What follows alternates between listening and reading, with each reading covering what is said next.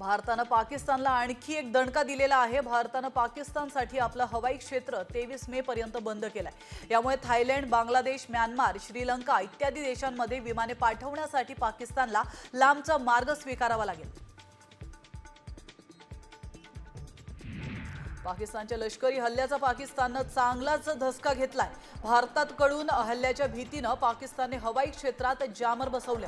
भारतीय लढाऊ विमानाच्या प्रवेश रोखण्यासाठी हे जामर बसवण्यात आले। शिवाय चीनी बनावटीचे क्षेपणास्त्रही तैनात करण्यात आले।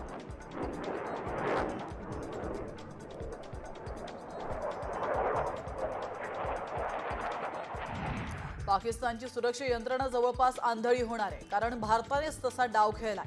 भारताने आपल्या सीमेवर अत्यंत प्रगत अशी जॅमिंग सिस्टीम तैनात केली आहे। त्यामुळे पाकिस्तानची लष्करी शक्ती मोठ्या प्रमाणावर कमी होणार आहे। भारताचा प्रतिकार करण्याची पाकिस्तानची शक्ती खूप मोठ्या प्रमाणात कमी होणार आहे आणि त्यामुळे त्यांची पंचायत होणार आहे।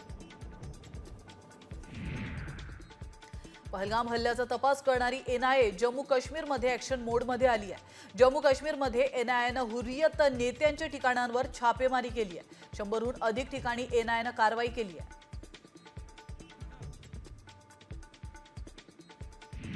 भारतीय नौदल अलर्ट मोडवर आलंय। भारतीय नौदलाकडून 4 ठिकाणी वॉर्निंग जारी करण्यात आली आहे। द्वारका, दीव, त्याचप्रमाणे ओखा आणि पोरबंदरमध्ये सतर्कतेचा इशारा देण्यात आलाय। 3 मे पर्यंत नौदलाकडून सतर्कतेचा इशारा देण्यात आलाय। फायरिंग अभ्यासासाठी भारतीय नौदलाकडून वॉर्निंग देखील देण्यात आली आहे।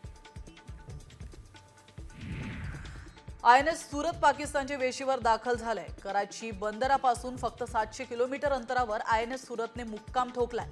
तर गुजरातच्या हाजिरा बंदरामध्ये आयएनएस सुरत सर्वसामान्यांना पाहण्यासाठी ठेवण्यात येणार आहे। मात्र पहलगाम हल्ल्यानंतर नौदल अलर्ट मोडवर आल्याचं पाहायला मिळतंय।